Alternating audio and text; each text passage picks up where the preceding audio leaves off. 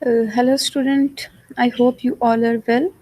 In previous class, we have started the important topic of subject-verb agreement rules, and we have covered first 10 rules of subject-verb agreement. So today we will start from the rule number 11th, which is also a very important rule. One of the most common errors students make is to miss the S from verbs after he, she, or it. Maria likes pizza is a correct sentence, and the verb in this sentence has been used is appropriate. But you can see Maria like pizza is an incorrect sentence. Of course, people will still understand you if you make this mistake, but you would lose marks if it in an English exam. So this sort of error is called an agreement error. Every normal sentence has a subject and a verb.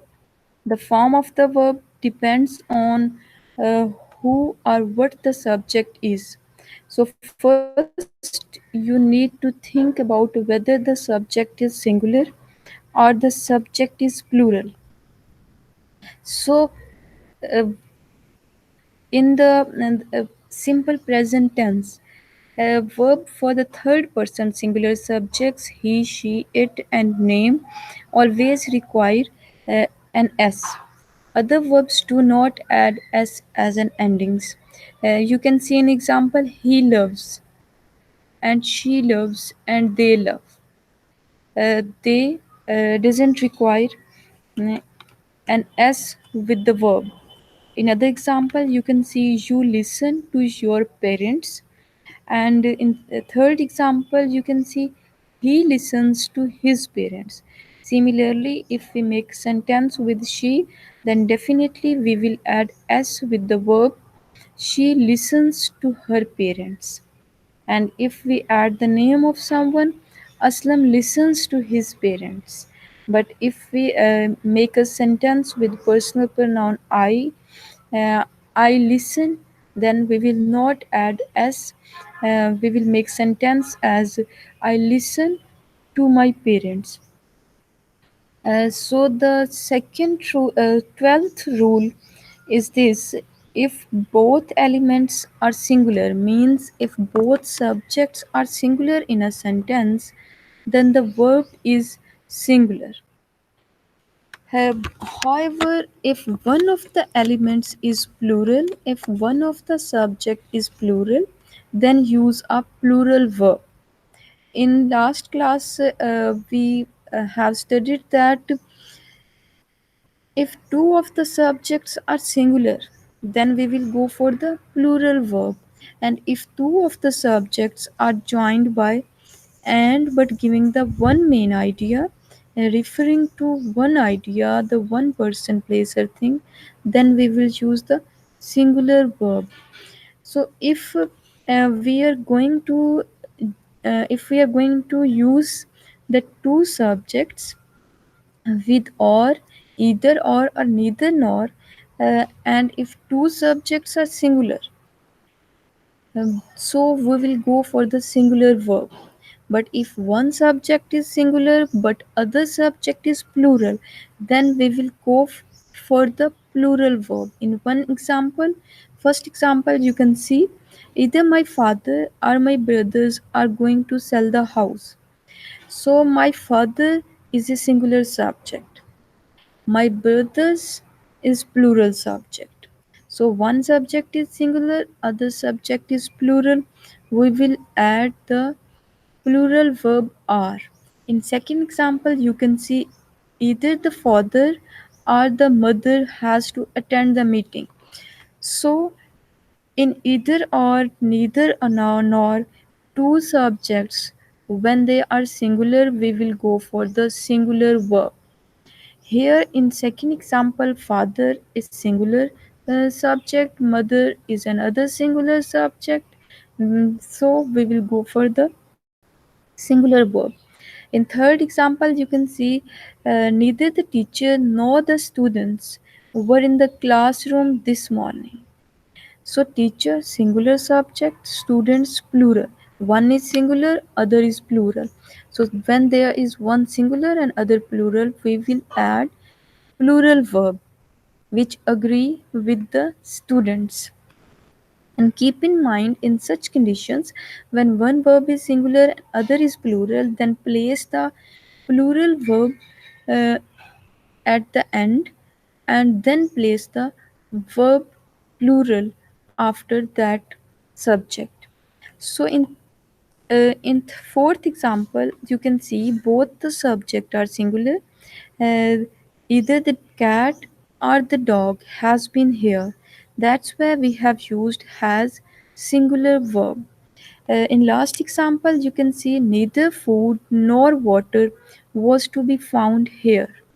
Again, the both of the subjects are singular. That's why the verb is also singular. So keep in mind when we are going to join two subjects, two element with either or neither nor. So we will place singular verb if both of the subjects are singular. But if one subject is singular and other subject is plural, then we will add plural verb in the sentence. It was the rule number 12th. Now it's the rule number 13th. When the subjects joined by or nor are of different persons, the verb agrees with the nearer subject. In example 1, you can see either he or I am mistaken because there are certain conditions when two subjects are in a sentence with or nor, but but both of the two subjects require the different verb. Like I, we use am with I. Similarly, he, we use is with he. So, in such conditions, when two different subjects requiring a different verb are joined by or nor, then we will place the verb with the nearer subject with the second subject. So in first example, either he or I am mistaken. You can see he requires is, but I is placed after he. So we will place verb after I. That's why the verb is am because the nearer subject is I and we have placed verb according to the I. So either he or I am mistaken. In second example, you can see either you or he is mistaken. In this example, you is the first subject, the second subject which is joined by or is he. So we have to place verb with he. That's why we will add verb according to the second subject which is nearer subject which is he. And we have added verb is. So neither you nor he is to blame. Again, the first subject you is you and the second subject is he, which both of are joined by nor. So we have to place the verb according to the second, the nearer subject, which is he. That's why we have added is in this sentence. So if we change the structure of the sentence, neither he nor you, then definitely we will place are because are required the are required the you required the verb are. In last example, you can see neither my friend not I am to blame. So again, the first verb is my friend and second verb is I. Second verb is I, which is nearer to the verb, and we have to place the verb according to the I, and we have placed the verb am. Neither my friend not I am to blame. So now the next rule, rule number 14th, we have studied in the earlier classes the collective nouns. So what is the use of the verb with collective nouns.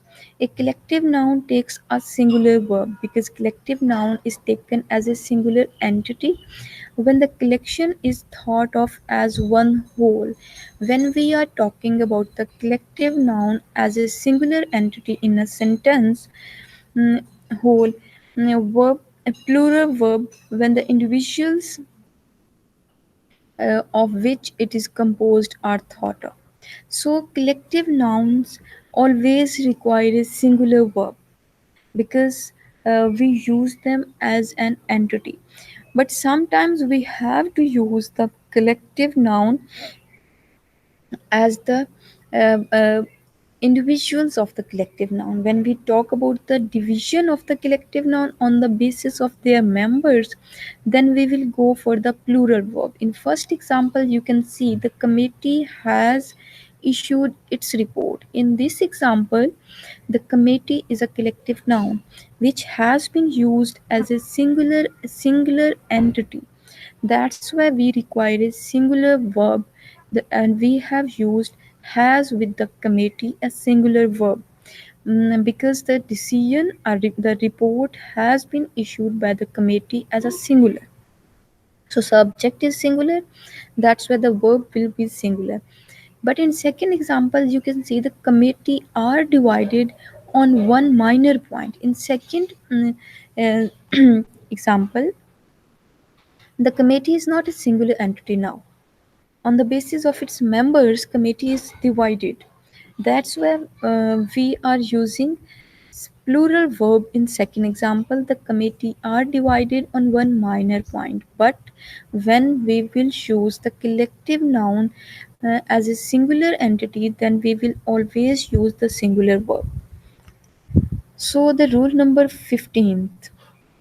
Some nouns which are plural in form but singular in meaning take a singular verb.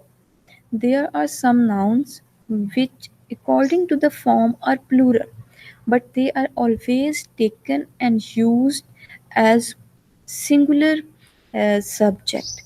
So they always require a singular verb. Whenever we will use them in a sentence, we will add singular verb with them.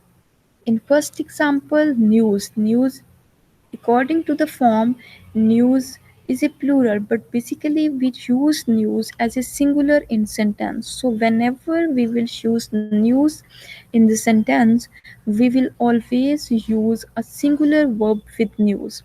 So the news is true, and there is no plural of the news. And the second example is politics. So politics is a noun which is plural in form, but it is taken as a singular, and we use it as a singular subject in the sentence. That's why politics always needs a singular verb in a sentence. So in second example, the politics was with him the business of his life. So we have used the singular verb with the noun politics. In third example, the wages of sin is death. So there are some specific nouns which are singular in the sentence, which are plural according to their form, but they are taken as singular. So they always require a singular verb in sentence. So the rule number 16th is another exceptional case that words such as glasses, pants, and scissors are regarded as plural and always require a plural verbs. So keep in mind that whenever we call glasses, we never call glass or pen. The actual use of these words is glasses, pens, and scissors. So these are plural noun, and whenever we use them in a sentence, we always require a plural verb. For example, my glasses were on the bed, or my glasses are on the table. My pants were torn, or you can say my pants are in the cupboard. But again, there is another exceptional case that if we are using a pair with the trousers, with the pants, with glasses or scissors, then we will add singular verb because when they are preceded by the phrase pair of, in which case the word pair becomes the subject. So the subject a pair, a two pair is a singular entity. So we will add verb according to the subject a pair.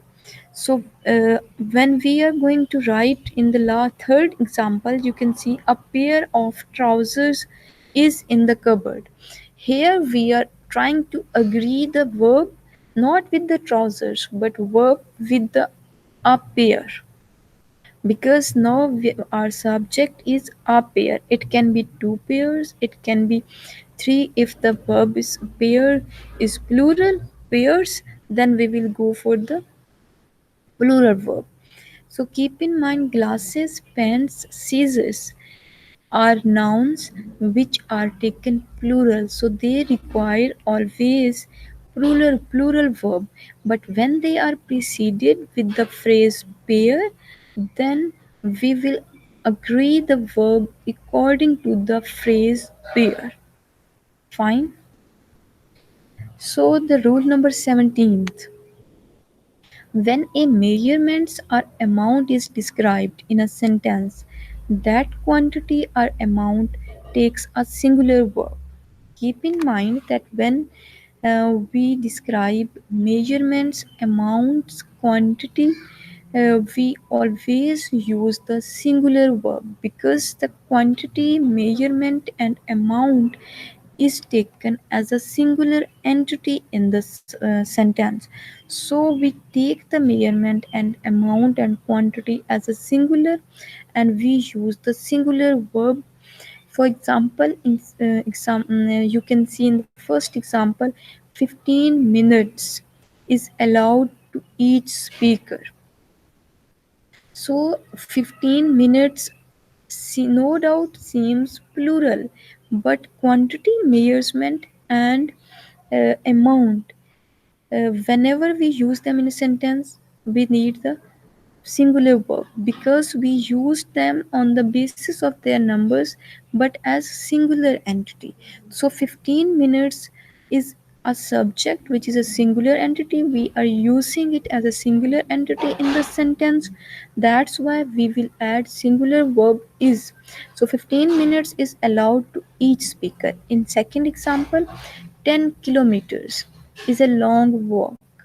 10 kilometers is a singular entity. So we need a singular verb. 50,000 rupees. Again, we are telling the amount, but it is a singular entity in a sentence. We are taking it as a singular subject because we are talking about the 50,000 rupees, which is a subject in our sentence as a whole singular entity. That's why we will use singular verb is with this subject. So 50,000 rupees is a large sum. In last example, you can see three parts of the business is left for me to do. So the subject is three parts, which is a singular entity. That's why we will go for the singular verb. Usually, such types of mistakes are committed by the students in their writing. That's why I elaborated these points. Now, moving towards the rule number 18th. Here you can see this the difference of collective nouns. Um, Usually, the nouns such as team, group, and family.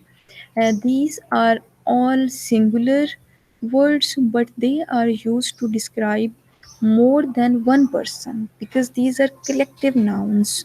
Family, there are many members in family, but we use the one word for the number of people who are in the family. Similarly, there can be 12 members, players in the team, there can be 5, 2, 3, but we use the one word for the collection of the players team, and similarly group is also a collective noun. The rule, there is usually confusion among the students about the use of the verb with these collective nouns. So the rule here is different in British and American English. Americans treat these strictly as singulars. American take uh, Americans take these as singulars and always use the singular verb. For example, his family was very proud. So Americans use singular verb with these collective nouns with these subjects. And this is also correct in British English, but we allow a plural verb as well. In example, you can say his family were very proud. So in British English, you can use either form.